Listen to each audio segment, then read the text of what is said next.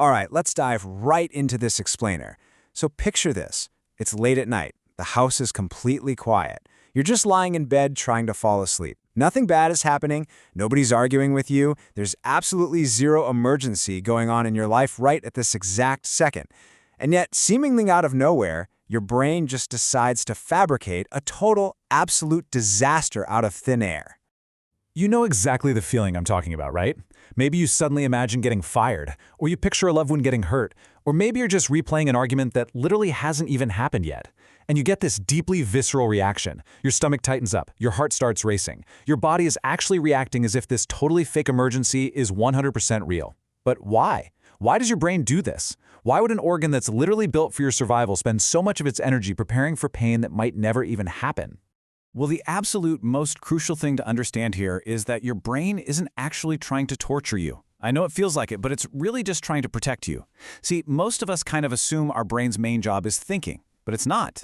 Its main job is actually prediction. Every single second of every single day, your brain is acting like a giant prediction machine. It's constantly asking, okay, what happens next? All to keep you alive. And you can really see how this all traces back to our evolution. Think about it. Thousands of years ago, if our ancestors heard some rustling in the bushes, they had to prep for physical danger, like a lion, right? The ones who immediately anticipated the absolute worst-case scenario were the ones who actually survived. But today, those literal lions have been swapped out for the fear of rejection or failure, embarrassment, maybe financial uncertainty. The catch is, we still have the exact same nervous system as our ancient ancestors, so your brain literally treats a bad performance review as if it's a lethal threat. Which leads us perfectly into what psychologists call mental simulation. Before a big event, an interview, a first date, a big presentation, your brain basically boots up a mental movie theater. It rehearses all these different outcomes just to prep you. And hey, in moderation, this is an incredibly powerful tool. It's exactly what elite athletes, pilots, and surgeons use to succeed. But for a lot of us, this super helpful visualization kind of goes overboard. It crosses the line and morphs from useful preparation into this endless, exhausting cycle of worry. So, that brings up a really massive question. Why do you spend hours vividly imagining worst-case scenarios instead of, imagining winning the lottery? Well, it boils down to something called the negativity bias. Evolution naturally wired us to pay way more attention to threats than to opportunities.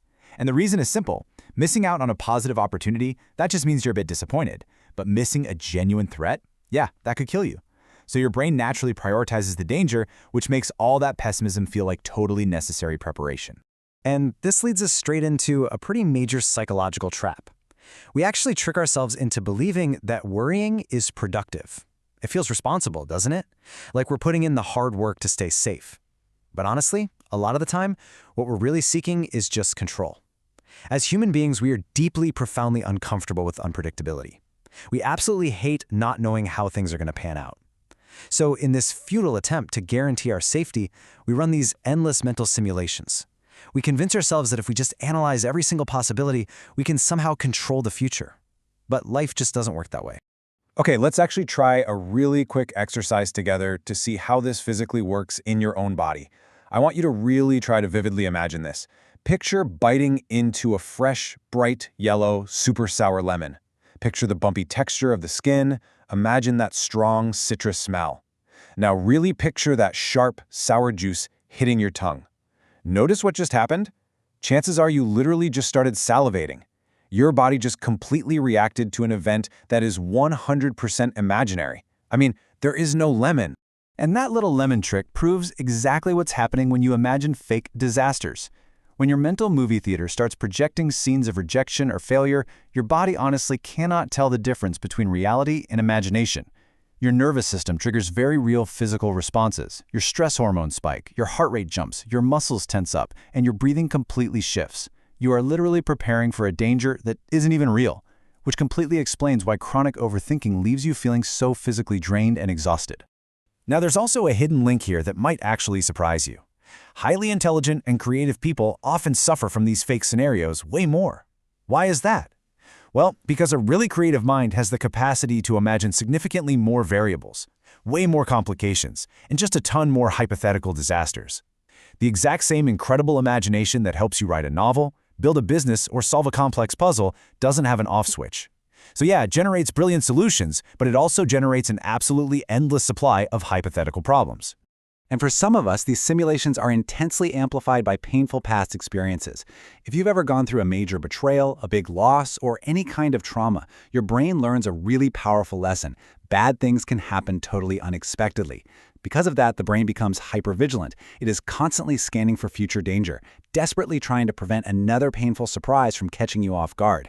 It basically starts treating any kind of uncertainty like a disaster waiting to happen. And I really want to emphasize this right here. This is not a weakness. It is a profound, incredibly powerful adaptation of a brain that is simply trying its absolute hardest to keep you safe. So how do we actually find some peace with all this? Well, the turning point comes down to one big choice: demanding certainty versus building trust. You see, most of our anxiety isn't actually caused by the future itself. It's caused by our relationship with uncertainty. Peace finally happens when we stop demanding impossible guarantees from a totally unpredictable world. Instead of trying to eliminate uncertainty through endless worrying, we have to start building trust in our own ability to survive and handle whatever life throws at us. True confidence isn't believing that bad things will never happen. It's knowing that you'll survive if they do. To take back control, you've got to learn how to identify what your brain is actually doing during those quiet moments. And it really helps to draw a hard line here. Ask yourself, is your mental simulation preparation or is it repetition? Because preparation solves problems. It moves you forward. Repetition, on the other hand, simply replays them. It just keeps you stuck in this highly anxious, exhausting loop without actually changing the outcome whatsoever. Once you can spot the difference, that's when you start taking your power back. And all of this builds into a really practical, actionable strategy to actually break that simulation loop. Step 1 is simple. Just recognize it. Literally acknowledge, okay, my brain is running a simulation right now. This isn't reality. Step 2, ask that critical question we just talked about. Is this preparation or is this just repetition? And step 3, firmly but gently bring your attention right back to the present moment. Most of the suffering your brain creates really only exists in your imagination. Right now, in this exact moment, you are usually much, much safer than your brain believes you are. And as you keep practicing anchoring yourself in the present, I want you to remember this fundamental truth about how we're wired. The brain learns from experience. Every single time you survive an event that you were totally terrified of, your nervous system actually updates its predictions. It logs that new data. It essentially proves your own resilience to yourself. So the future eventually becomes less terrifying, not because the future itself somehow magically changed, but because you did. You grew stronger. I really want to leave you with a powerful thought today. If your brain is constantly creating these fake scenarios, I need you to know this. You are not broken. You're just human. Your mind is literally just doing the exact job it evolved to do. It's trying to protect you, it's anticipating danger, it's trying to keep you alive. But you do not have to let it steal your time from your present reality just to prepare for a disaster that will probably never exist. Because life isn't lived inside hypothetical mental simulations. It is lived right here and right now. Which brings us to our final question for this explainer, and I seriously want to hear from you on this one. What fake future scenario does your brain create the most often? Drop it down in the comments below. Let's talk about it. Because honestly, realizing that these scenarios are just your brain's somewhat misguided way of protecting you is incredibly empowering. Understanding your mind is the very first step to actually freeing yourself from it.